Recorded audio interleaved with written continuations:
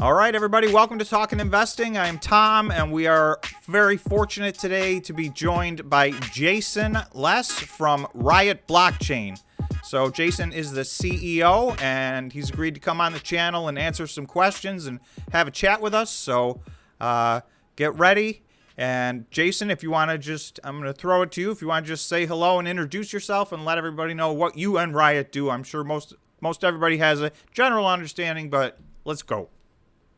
Sounds good. Yeah, thank you for having me, Tom. Obviously, like any fan of Bitcoin mining, I've been following the channel for a while. My name is Jason Less. I'm the CEO of Riot Blockchain. I joined the company actually just about 5 years ago at its inception. I was originally on the advisory board, and then I joined the board of directors. In the early stages, Riot was about mining. That was the core focus of the business, but there were other things the company was working on as well. And as we transformed the company over the next couple of years, there was a push to focus on specifically Bitcoin and specifically Bitcoin mining. And the result of my participation internally on those efforts, the board selected me to be the CEO in February of 2021. So Riot is we describe ourselves as having the vision of being the world's leading Bitcoin-driven infrastructure platform. And we say that because we have a number of our components that work together that are driven by Bitcoin and ultimately support our Bitcoin mining operations. We have one of the industry-leading fleets in hash rate, 12.5 exahash expected Q1 2023. We own and operate the world's largest Bitcoin mining facility as measured by developed capacity, 700 megawatts out in Rockdale, Texas. And we own our own electrical engineering and manufacturing company. So these three segments of the business will work together to drive our commitment to supporting the Bitcoin network and exposing ourselves to Bitcoin and using our efficiencies to mine as much Bitcoin as possible. All right, that definitely that gets me started. I got a long list of questions right off of that. Let's do it. Yeah. So you mentioned you guys are, from an infrastructure standpoint, there's a lot of different Bitcoin mining companies out there right now, a lot of new players in the game, totally different subject, but I'm afraid some of them may or may not make it or may not be all that they hoped they were going to be anyway. But you guys set a plan out quite a while ago, and it seems like it was almost maybe simultaneous with you taking over as CEO. You've had a target hash rate in mind for I can't remember the date, but it's been that same target number. I think maybe it was at 12.8, and then you guys swapped out some machines and went to 12.5, and you've stuck to your plan. So, what did you guys do that, there's only a few companies across the 20 plus something now publicly traded Bitcoin miners that were able to do that, and most of the companies that have scaled up to the level that you guys did, unfortunately, they're riddled with debt. So, can you just give us some insight? So much I can talk about there. And you talk about this target hash rate and this expansion, and I've been reflecting to people lately. It's kind of surreal because this is something that's been planned and worked on for so long, and we're finally coming to the completion stages of that. And to me, it really goes back to end of 2019, early 2020. So a long time in the making. You asked, how do we get here? Maybe I can talk about the moves I think we made that were right. So going into the end of 2019, we had committed to Bitcoin, and we decided we wanted to be focused on exclusively Bitcoin mining. So the first step there was to begin upgrading our fleet. At the time, we had about 8,000 S9s operating at an Oklahoma City facility. We rented a space there, and we upgraded those to all S17s. But that was 12 megawatts, was very big in 2018. Obviously, 12 megawatts is not as big anymore. That's how fast the network grows. Oh, it's incredible. And we wanted to be able to scale. So we started doing two things. One, we left that facility and we entered a third-party hosting agreement. So, it's kind of a lot different than with the strategy Riot talks about now. We transitioned to being 100% hosted at the start of 2020 because we wanted to, believe it or not, in this case, hosting lowered our cost. And it gave us a ton of capacity to expand into. So we leaned into that. by being one of the first buyers of the S19. The S19, I think we first started entering purchase agreements there in April 2020. So the whole world is falling apart. Bitcoin's crashing to 3,500. Riot's getting cash together and buying S19s. And that continued through the rest of, I mean, honestly, that continued for the next 2.5 years. And it's crazy to think about how the industry has grown, because in that summer of 2020, we made the goal of getting to 2 exahash.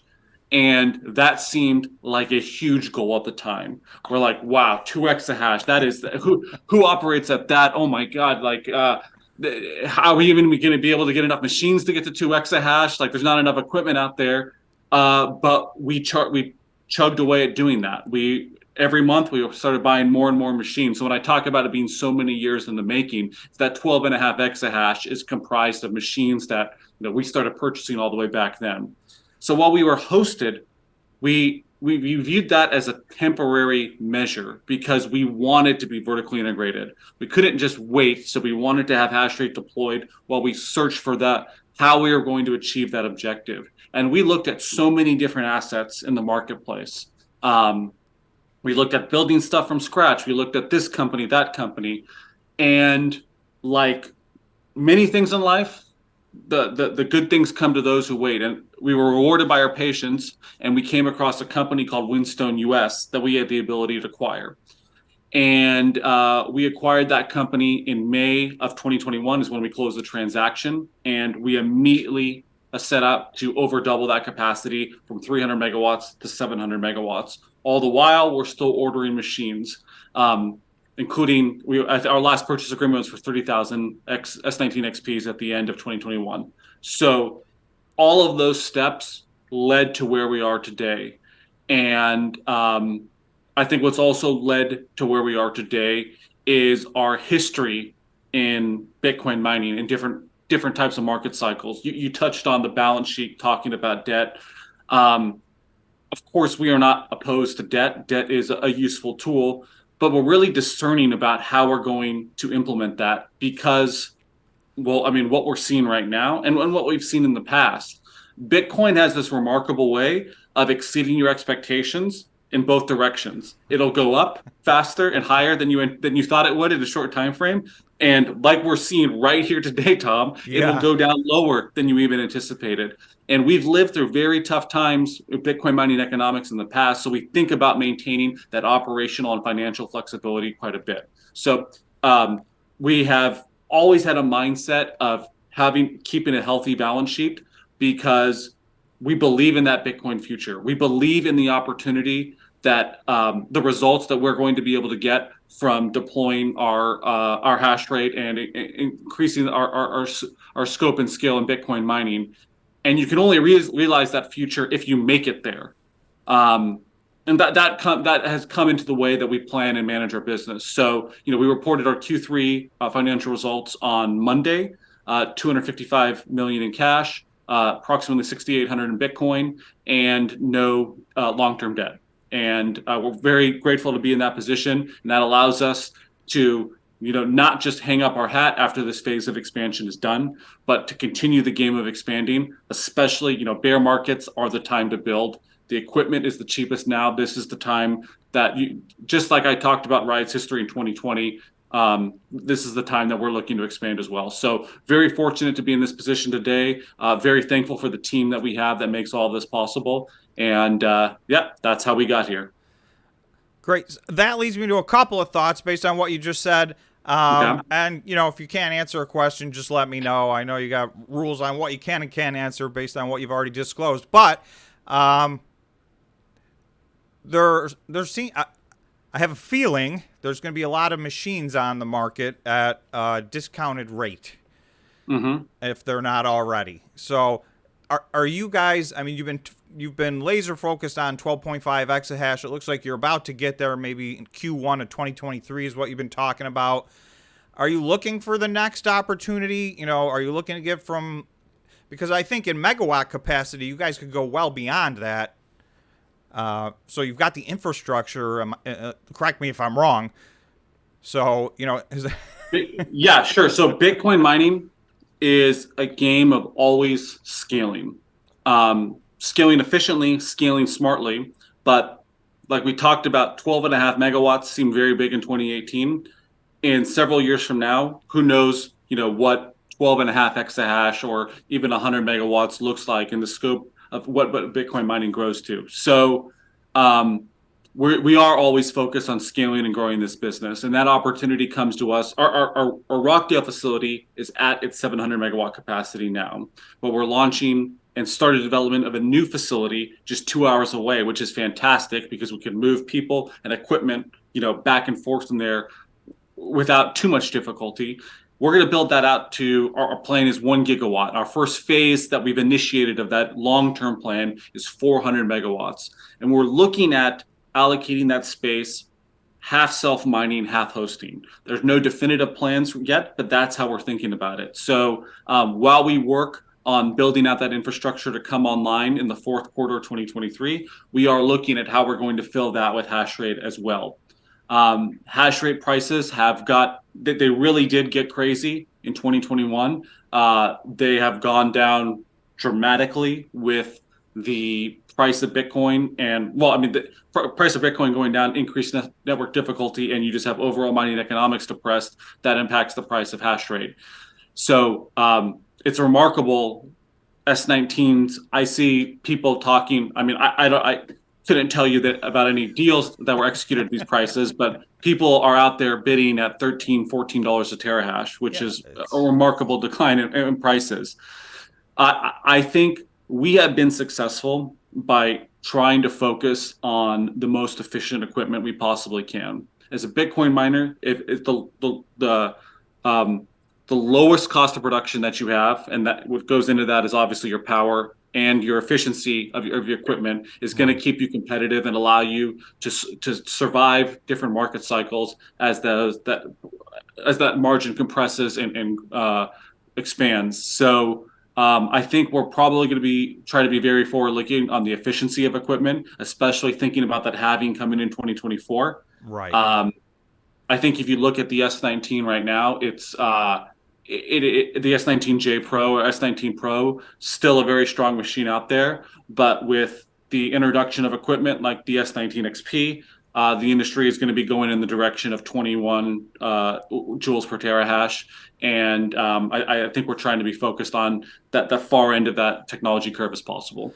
So that's right what I was going to ask you. I mean, even within the S19s, there's such a broad array now from, version 1.0 to what they're doing now. So are you guys, doesn't matter that they're brand new and still in the box. If they're, 3 generations ago, and I think they've done 3 or 4 or 5 generations of the S19s, is that too old for you guys at this point and not hitting your efficiency, or does it just depend on the price? I wouldn't say it's too old. I mean, it's still very competitive equipment. Like you said, Tom, it ultimately depends on the price, right? Like if you can buy an S19J Pro for $1,000, okay, that's going to be a better deal than an XP at $3,000. So right. It comes down to that pricing, and I think keeping a low cost of production is able to give us more flexibility in that area. All right, I'm going to switch gears for just a minute, and I'm going to try not to bore everybody, so I'm going to kind of throw this to you. I want to talk to you a little bit about energy, your power credits. It's not insignificant. You guys have some considerable amount of, I'm going to call it revenue, although, again, I don't think it shows up as revenue on your financial statements, but I'm not going to get too deep into that. Can you explain to me what you guys are doing, what's happening, where's that revenue coming from, how's it accounted for in a simple way where, everybody will not fall asleep? Yeah, I mean, a lot to unpack here. This is one of my favorite topics. And we can start at a high level. Bitcoin mining is this incredible, unique load that interfaces with power grids. There are no other large loads out there that will buy power 24/7 and have the flexibility to curtail at any time. In Bitcoin mining, we can do that. It's not like we're at an Amazon data center that needs 365 24/7 redundant uptime. Bitcoin blocks come out every 10 minutes. You can direct hash rate at a pool and power down whenever you'd like, especially if the economics are favorable to you. And I think what people are going to see is Bitcoin mining becomes a very important part of energy grids. And sure, there's FUD out there. Detractors may be thinking that Bitcoin mining is having a negative impact, but I think if you really dive into this and understand how power markets work, it becomes clear that it has a very positive impact. Power markets are not flat lines of supply and demand. Like any other type of service out there, there is volatility in the supply of power based on environmental conditions, based on the fuel cost, and then there's varying demand of power based on when the users of power need it. So Bitcoin mining helps levelize that demand for energy and reduces the peaks of demand by having the flexibility to shut off. And that is one of the core components of our power strategy. And so first, I'll talk about the three main things that we do as part of our power strategy. Okay. Actually, it's going to be more than three. But okay, the core that enables a lot of what we do is the fixed power agreement that we have. We have a fixed till 2030 term to purchase power at a fixed rate. Now, having that for the majority of our load gives us a lot of certainty over what our cost of power is going to be, which, as we're seeing in this market, is very, very important. Oh, that's incredibly valuable. I'm not sure when you guys struck that. I'm sure it was before all of this happened, but wow, that turned out to be the right move of all time. Yeah, that has played out to be a huge boon, and it enables us to do these other things in our power strategy. So the bulk of the power that we're buying is through this power purchase agreement. We also are buying some power at the spot price as well. But because we have that power and that fixed price agreement, there's two things that we're able to do that most miners aren't able to do. One is participate in load response programs, and these programs, we can choose to put our load available to the grid to curtail when it's asked. And it's like selling insurance to the grid. We simply say, this is our load, pay us this price, and you have the option to request that we turn it off if you need. Now, you need a fixed block of power to be able to do that. Right. And what's great is they don't really call on that all that often. The hours that are the most likely to call, if there's the hours that the grid is most likely to call on that load is when demand is really high. So oftentimes we will not bid up our load into those hours to participate in the second part of our strategy, which is selling power back to the grid. This is how we reduce that demand and have extra capacity available. When the spot price of power is one, higher than the price of our block, and two, higher than what we would otherwise make mining Bitcoin, it simply makes more economic sense to just shut off. And the delta of those prices we pocket in the form of power curtailment credits. So those first two things I just talked about, those come together and are reflected on our balance sheet under power curtailment credits. And we'll talk a little bit more. We'll get more people with accounting and finance in a little bit. The third part of what we do is a program called 4CP, and we've talked about that in our monthly updates. That's a little more simple, and that's one you don't need a fixed power block for. But ERCOT, during the 4 peak summer months of power demand, there will be certain hours of the day where they may send out a notice. And if you curtail your power during those hours, you do not get transmission charges the next year. That's a pretty big savings on power. And it's not just, for example, if you curtail 300 megawatts, the next year you save on transmission for 300 megawatts. It's if you curtail for 300 megawatts, you save on all your transmission charges, period, even if you grow over the next year. So while we're expanding, that's pretty important. Yeah, that's and I think that's something we could have done a better job communicating in our September update, because I think a lot of people, and I know you, including Tom, were probably scratching your head. You're like, hey, obviously there's curtailment here. But what do they earn in credits? Well, the credits were pretty minimal that month, but by participating in that program, we save a lot on power the next year. So that's showing up. Is that something? Well, we'll get into this side of it, but that shows up on your balance sheet. That's That the way that shows up on the financial statement is the lack of transmission charges simply just lowers our cost of revenues. okay. So that's just like an extra charge that won't go in there. So if we had not participated in that program, our cost of revenues would be higher the next year. So now we because of previous years' participation, we have we've earned this credit and we're not getting those extra charges. So now we're just trying to constantly keep it going, keep this competitive cost of production.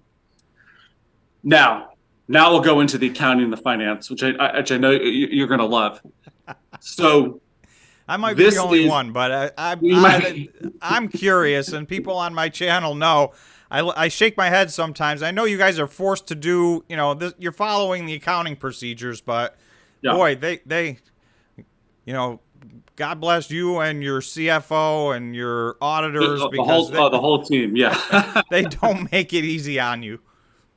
So, when we're doing these power sales, what we're effectively doing is earning credits on our power bill for that month. Now, that is not a revenue, and it's also not a reduction of costs because you basically are getting a bill and you're being billed for power, and then there's a credit for what you did. And the way that credit is reflected on our financial statements is on a line, power curtailment credits. That's below revenue. That's below cost of revenue, but that goes into operating income and then ultimately net income.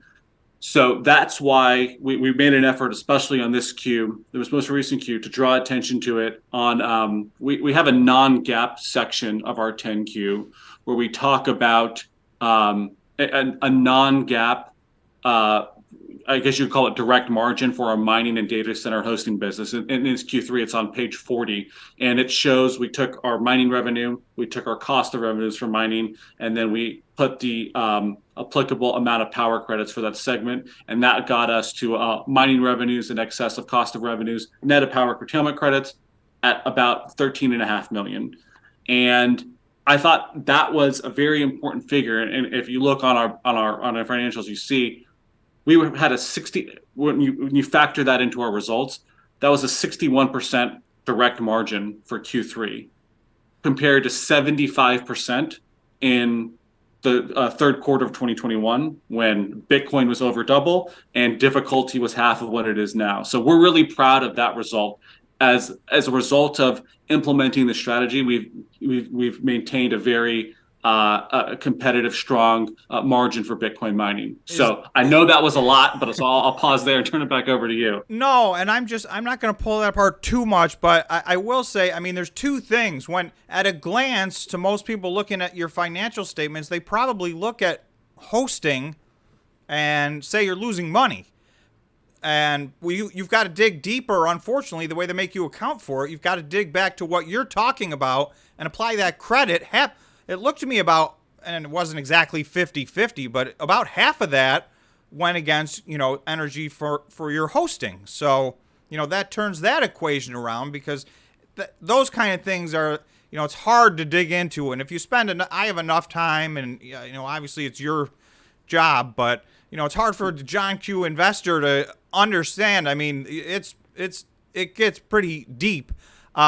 Also, as you're calculating, I like to use a lot of the regular accounting ratios, and by making you account for it that way, to me, that credit is against your direct costs. So like you, I do some non-GAAP accounting of my own on my channel and kind of show some of those types of things because really, it's not fair to put that below the line with some of these other items that are non-cash, that go up and down and with the price of Bitcoin and other things, that this is real credit. I mean, you guys didn't have to pay that bill, if I'm understanding correctly. So, right, that is a credit that we receive on that bill. So we recognize that benefit, right away on the next month when we receive that bill. Yeah. So if I just go to your financial statements and I say, hey, they mined 1,000 Bitcoin in Q3, and here's their direct cost of sales, I'm not really getting the right number. Unfortunately, yeah. And that's, hey, these are the accounting rules that we play by. Right. It is what it is. I think that puts the onus on us to just be good communicators of what we're doing and drawing investors in the market into the how these come together. And just so I can clarify what I just said, when I say I'm not getting the right number, it's your cost of sales is actually lower than what it would appear on your financial statements if you do it the non-GAAP way and apply this credit, to where I think it belongs, but I'm not in charge. So yeah, and this is like we talked about. I mean, this power is a big part of our strategy. It is, one, it does provide a service and helps balance that ERCOT grid, and because that is a deregulated market, we are able to respond to price signals to make that extra load available when it's in need, and that improves our financial results of doing it. So as we scale, I anticipate our power strategy continues to be a big part of our business here. So talking about it and educating about it is really important. Was Q3, just because it was some of the hot months, was that disproportionately high number, or can we expect to see numbers like that? I mean, that was a significant number in credits. So, yeah. So, I mean, that's obviously driven by the power markets, which, as you noted, are driven by the temperature.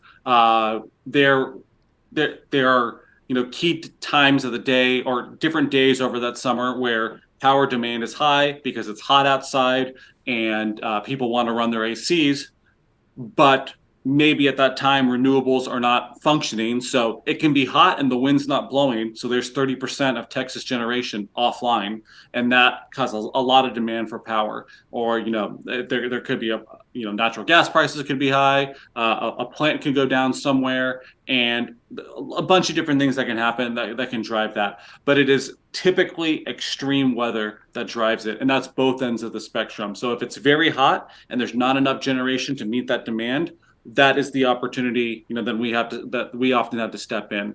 But that can also happen on the other end of the spectrum as well. It can be too cold, and there could be very high demand for power then, and there could be not enough generation. That's what's happened in February 2021 in Texas with the winter storm hit there. Right. Natural gas could not be delivered, and people were severely impacted and did not have enough power to meet their cooling demands.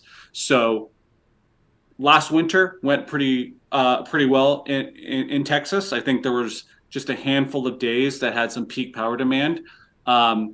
Because we have this flexibility, even if it's just a few hours here and there, that money can add up over time. But we'll see. How the winter performs. Will it be super cold? Will there be enough generation? I think likely. I think likely the summer is the time when these opportunities exist the most. But it can certainly happen in winter. And I think that leads into another point that's important to address.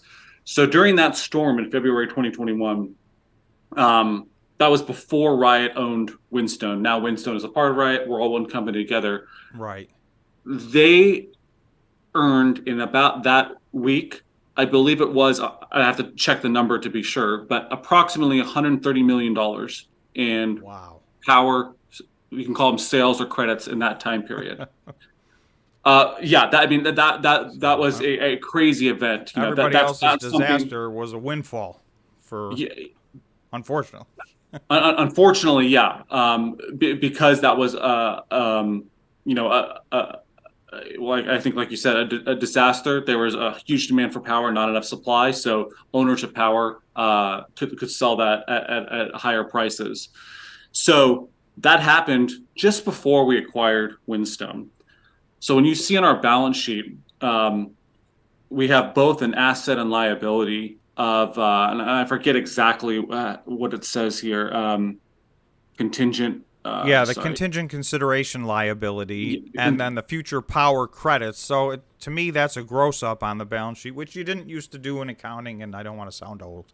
But so those things are separate from the strategy that we do now. So that was as part of our deal acquiring Windstone from its previous parent company. We said there was an amount of credits because they were so large that they would not receive right away, but they receive in the future. And part of the deal was, okay, those credits will be remitted to you as received. So that's why those two numbers match up, and that reflects the kind of running balance of the credits that are due from that. So those are one-offs. That's not going to be a part of your balance sheet for all time. That's a part of the deal you made to buy that. Those are fixed numbers. They're credits you're going to get and then give, and eventually that will just dwindle to zero. Is that correct? Is that right? As you see, correct. I mean, they offset each other, so it's really no real impact for now. Okay. Thank you for that answer, because I will tell you, I looked at, I do read the financial statements cover to cover, and I looked at those lines and I just said, what could those be? I just can't even imagine. So all right, I appreciate so now that we've lost all the listeners with the accounting question, 30 minutes in. All right, let's get. That's right. We'll edit all that out. Okay. No. So no, I'm only kidding. Let me just take a look at what else we were going to talk about. You've answered a lot of my questions. So you guys have a bunch of Bitcoin on your balance sheet. We've talked about your balance sheet, and it looks to me like you're one of 3 companies left with any significant amount of Bitcoin on your balance sheet. And however, you guys have taken a bit of a hybrid approach. You seem to be using the Bitcoin that you're mining in the course of the month. And then if there's leftover, you're adding it to your hodl position. Is there a grand mastermind strategy behind this, or is it just kind of what expenses come up for the month? And do you guys have a strategy going forward? So over the course of 2021, we actually sold no Bitcoin, which was great because we are a Bitcoin company. We are believers in Bitcoin. And we believe it's important to hold Bitcoin on our balance sheet. So that's kind of what led to this hybrid approach. As we've gotten into 2022 here, and this expansion is kicked off, of course, with increased revenues comes our increased hash rate, comes increased costs to provide that hash rate. So, there's kind of 2 options. We could push on external financing or use the internal financing mechanism we have, or Bitcoin production, to fund these different expenses. So we started the year selling around 300 Bitcoin every month. There's no set plan in place. It's kind of discretionary, where we're taking a look at our cash needs and we're taking a look at what we can get for that Bitcoin. So, last month we upped that a little bit to 450 Bitcoin we sold last month. I think investors can expect this type of trend to continue. I think especially while the market is depressed, this cash is valuable to us. It helps maintain our flexibility. It helps pay the bills. It can contribute to other initiatives that we have going on, and it enables us to continue. Well, 1, holding Bitcoin on our balance sheet, which is important to us, and then 2, we're keeping the operational and financial flexibility to keep doing what we're doing. Right. So just so that you know, I have a bunch of top 5 lists, and you guys are very high on and it's kind of relevant, particularly today with Bitcoin having a not its best day, let's just say. Yeah. My top 5 most likely to survive a crypto winter. And I don't know, whatever anybody wants to call that, but we're about a year into a down cycle, and it looks to me like you guys hedged against this from the beginning. So, you're in a pretty good situation. So when I look at your financial statements, I'm seeing all that 12.5 exahash, and just correct me if I'm wrong, but it looks to me like you guys only have about $45 million left to pay on those machines, and you'll own all those machines. That is about the remaining balance on those agreements at the end of Q3, correct. However, with the Bitmain agreements, there is a purchase price adjustment. So when you come into that last month payment, there is a formula used to reprice that hash rate. And depending on how much you paid already, you may not owe anything else. And if there's a difference, they will issue coupons for future orders for that. So as a result of the depressed market conditions, these machines have been repriced quite low. So that around 45 million is kind of the cap of what we would owe based on the agreements. But in reality, what we're seeing is pricing come down below that. But, if anything can happen. I can't sit here and promise that we're not going to have to pay anything else. But the way the market looks right now, the repricing downward will continue. So, yeah, so that's at a worst case scenario. Even assuming you had to pay the $45 million, you guys have current assets of almost $500 million. and total liabilities of some small fraction of that. So, this is one of the things I always talk about with you guys, and you touched on it. Your balance sheet is just rock solid, and now that you've explained some of your energy policy to me, that's even further mitigating against the crypto winter scenario, because that's another revenue stream or reduction of costs, however you want to look at it. So I just thought that was worth mentioning, because you're going to be at 12.5 exahash, and you guys don't have to. I think you're doing a vote on raising the number of shares. Mm-hmm. I know a lot of people are panicking about that, but I have been trying, and I'm not going to speak for you, and you may not be able to speak to this, but you guys have been extremely judicious with your money, and you're at 12.5 exahash. Those machines are going to be delivered sometime in the next 3-4 months, and they're really all already paid for, and you have no debt, really. Virtually no debt, I guess, is what I would say. Debt does not seem to be, and hindsight's 2020, but debt has not played out to be a great strategy. Whether it's leveraging your machines, and my issue with leveraging the machines is, a lot of times they're giving you, 24 months, 36 months, and it's like, that's hardly even really a loan at all. That's such an unbelievably short period of time to have to pay the principal back.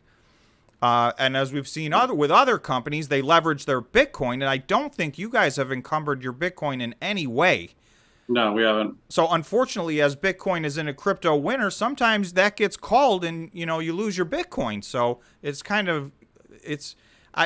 obviously, debt, equity, your Bitcoin that you mine, those are all options for you guys. You guys have another option, which is energy credits. So for all those reasons, it just seems like you're in a very good spot right now. Well, I completely agree. Thank you. Yeah, talking about the financing, I think there's two parts of the equation, and sometimes, you can calculate your cost of capital, and that's kind of the core of your decision making for financing. And equity is really going to always be the most expensive form of financing, but there's that qualitative component as well, and how that impacts your flexibility and how that impacts your ability to continue to operate through different market conditions. And what you're talking about is the reason that we shied away from a lot of these options in the past. Not only are they shorter term, the interest rates have been very high. If there's floating collateral requirements, not just with Bitcoin, some of these machine-backed loans, those machines were the floating collateral value as well. Right. So, you really need a strong balance sheet just to be able to potentially manage whatever can happen with your collateral requirements and potential margin calls there. And circling back on the power strategy, that's another reason having a strong balance sheet is important to Riot. When you have these fixed power agreements, there are collateral requirements around those. Your counterparty is looking at the forward curve of power compared to what the value of your contract is. And if the value is going down, the value of that agreement is going down, you are in a position to have to post collateral as well. And it's bilateral. So in the reverse, when your contract is going up, then the counterparty would have to post collateral our way. And I think that's one of the main reasons that a lot of miners are unable to enter into those type of agreements right now, because that is a big risk for them to take. Now, as you see on our balance sheet, our derivative asset is worth over 100 million. So we are well in the money and we can maintain that flexibility. But with elevated power prices, it can be very risky for an capitalized company to do that. All of that being said, I think debt is still a very useful tool. I think the industry is nascent. We might have 30 publicly traded companies, and the industry is certainly growing up, but a lot of these tools haven't been figured out lately. I think about that from both the debt side and the host and agreement side, and we're seeing that in the marketplace. These aren't working out for either party, right? So, when everyone's defaulting on their minor loans, that's not great for the lender either. So there's still learning and evolution that's going to have to happen here. And I think there are a number of tools that people are developing, things we're trying to work on, that I think, hopefully will lead to some more interesting options in the future that do not put the business at risk. And that is something we do not want to do. Right. The hardest part about this is, and it sounds like you guys are open if you can structure the right thing. But the hardest part about this is, when it was Bitcoin 60,000, it didn't seem like it was a problem to go borrow, $300 million. But, at Bitcoin 20,000 and, it's a year later and you're starting your principal's due, all of a sudden your whole balance sheet looks a little different. And there's some companies that have had to drastically, if I add up all the Exahash, we had a year window of time. And like I said, you guys were one of the ones making announcements. You actually have held to your announcements. Very few companies have kept on plan. There's companies that are 80, 90% off of what their planned exahash rate is going to be. And it's just simply because this is a cash intensive business. And, they had already leveraged the assets they had. And, when Bitcoin goes down, that leverage, equation gets even worse. So not sure where I was going with that, but effectively, you guys don't find yourself in that position. But what I do want to ask you is, with the energy stuff that you're doing, when I do, and this is an oversimplified calculation, I compare, and I think everybody's starting to do this, I take the amount of exahash you have and divide it by the amount of Bitcoin that you mined. Now, for some months when you're getting big energy credits, obviously that equation for you guys just is not relevant. So I call it an efficiency equation. Yep. And so in the month of October, was October a pure month or do you guys also, I think based on what I heard you say earlier, is there continued throughout the rest of the year? So even though the summer months are over and the mandatory stuff or whatever the case may be is over, the curtailments continue. Is that? Well, the option is always there. Like if the market goes that direction, that opportunity presents itself. Yes, October, November, these months typically are not bigger months. So to jump in there, when you operate a site of this size and an operation of this magnitude, there are so many things that are going on all the time. So over the summer months, the biggest impact to Bitcoin production was exactly what you said, Tom. Curtailing for the 4CP program, curtailing to sell energy because the economics were better there. Now we're in these months where there's not as much curtailment. There's other factors that tend to play into that. We are building something bigger than anyone has ever built, and we are trying to stay to our schedules as closely as possible. And what that means is we are deploying miners literally as the infrastructure gets ready. Like the specific rack gets ready, boom, miners go into it. And that isn't necessarily the ideal way to do it. That's the quickest way to do it. The ideal way would be, like if you were building if you were building a house, you wouldn't build the downstairs and be like, go live down here while we're building the second floor, right? But the ideal way, you build it all the way, you check through everything, make sure everything's good, and then you start deploying miners in there. Bitcoin mining is a game of scale, but also speed. So we've been trying to go in there as quickly as possible. So when you have a building that's still under construction, we may deploy miners, and then maybe section of that power comes offline while something's being tested or something new is being installed. We start applying to participate in different of these load response programs. There's testing that has to be done there. So I think that's really one of the biggest drivers of the lower efficiency in this context right now. Is it's an under construction thing, and when the building gets completed, then it tends to run a lot more smoothly. But all of these buildings, the immersion buildings are pretty much finished at this point, but we are still completing things. They're completely full with miners, but there's still these upgrades to the site as we're building things going on. So I think that's the best way to address that observation, that it's a work in progress, but we are rapidly approaching the finish line on all that building. So your first immersion cooling building is done, and that is filled with operating miners at this point. Am I understanding that? Yeah. So our two buildings are full with miners and operating. There's still things are still new, so there's still kind of maintenance that'll happen here and there. But those are completely full and operating at this time. Okay. And I mean, in theory, the theory behind that is ultimately, your efficiency should actually, I think, two things. Your efficiency should go up. And the machines should last longer. Is that, I mean, is that your sense? Is that the?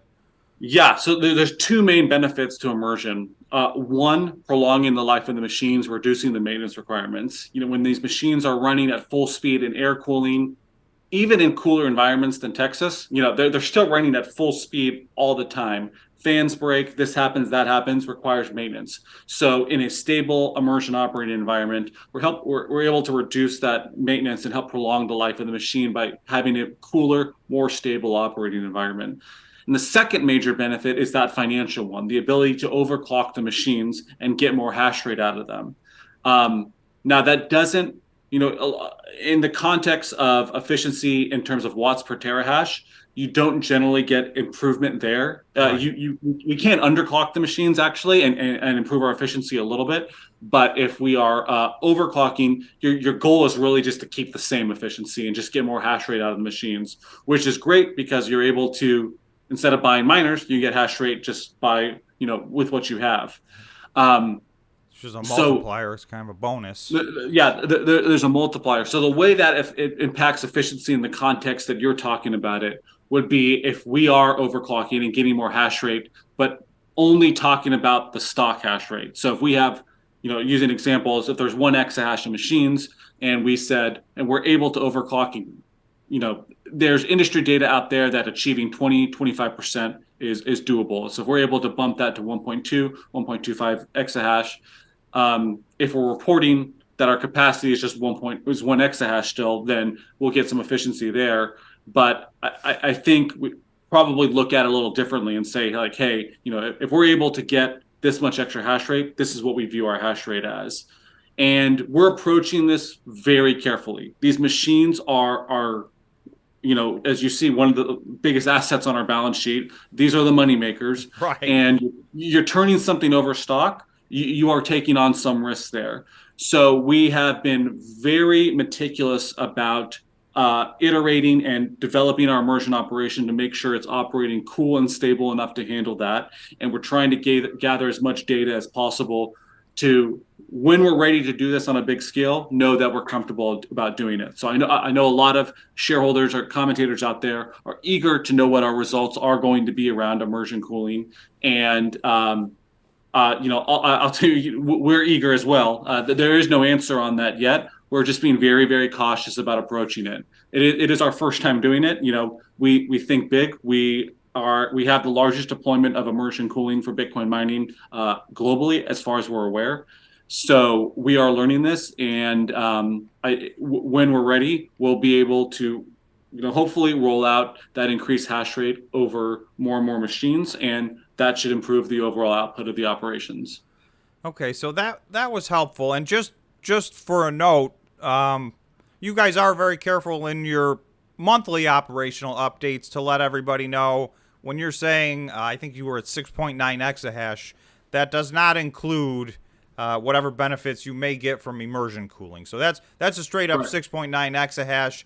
And the overclocking you're talking about is actually a little bit more than I realized. So, 20 to 25% is significant. So what I'm quoting from there is not our own internal results. We haven't disclosed that yet, but Brains, if you go to their blog, they have put out research on what they've seen with immersion cooling, and they have achieved that type of overclocking with the stock power supply.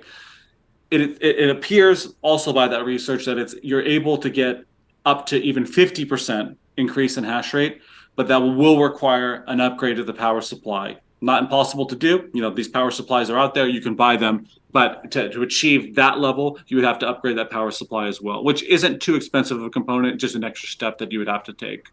And I'll also add, Tom, you talked about our hash rate and our updates. We, if you notice, we call that our hash rate capacity. And what that means is miners that are deployed that are hashing or capable of being hashing. So 6.9 exahash includes everything that's deployed out there. If something is down for maintenance, if a miner is broken, it's still in that number. So that was a decision we made because if we went with operating hash rate, we'd be changing that number all the time because there's so many things that impact that. That capacity is the overall thing. And, we just try to be transparent. That's the number we have out there. When we deploy more miners, that number goes up. And sure, that does impact our efficiency. But, like I said, we're working on that as we're completing these buildings and helping stabilize our uptime.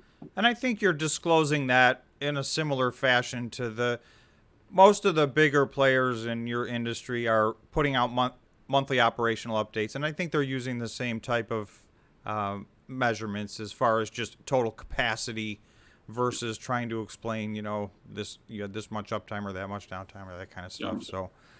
So all right. So I'm hoping we're looking forward. I will tell you, not to put any pressure on you, but I won't say promise, but I did predict in my last video on your most recent update that November would be your most productive month ever. So you don't have to respond to that. But well, I'll tell you that I look at our results nonstop all day, every day. I think we are doing an excellent job of executing on our hash rate growth here now.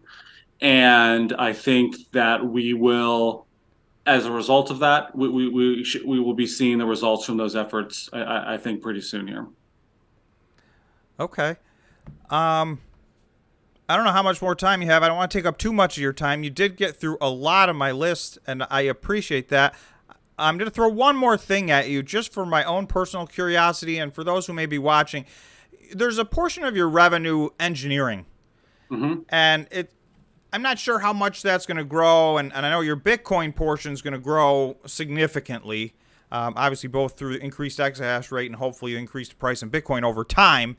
Is this engineering piece something that is something you're looking to grow over time, or is there just some synergy with this where it just made sense to do?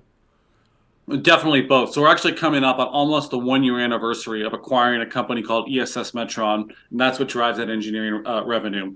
ESS Metron was one of the key suppliers and partners to Whinstone, well, now part of Riot since the beginning, supplying electrical components, being a part of engineering new designs, being a part of engineering our new air rack system. And they also help with our Immersion infrastructure as well. So they're a very close partner, and it made a lot of sense to acquire them from that strategic standpoint. When you're building on this scale, you require a lot of supplies. So having that visibility into the supply chain and having that greater control over that part of our supply chain on getting all these critical components, switchgear, transformers, all of that, very much helps having an entire electrical engineering and manufacturing company in-house. I think that has helped de-risk our expansion quite a bit. So we have a major strategic benefit in there, but that business stands on its own. They don't just do Bitcoin mining. If you go to ESS Metron's website, you can see they service a number of other industries. They're in the data center business. They help generate like all sorts of stuff they're involved in. And there's a lot of demand for this equipment right now.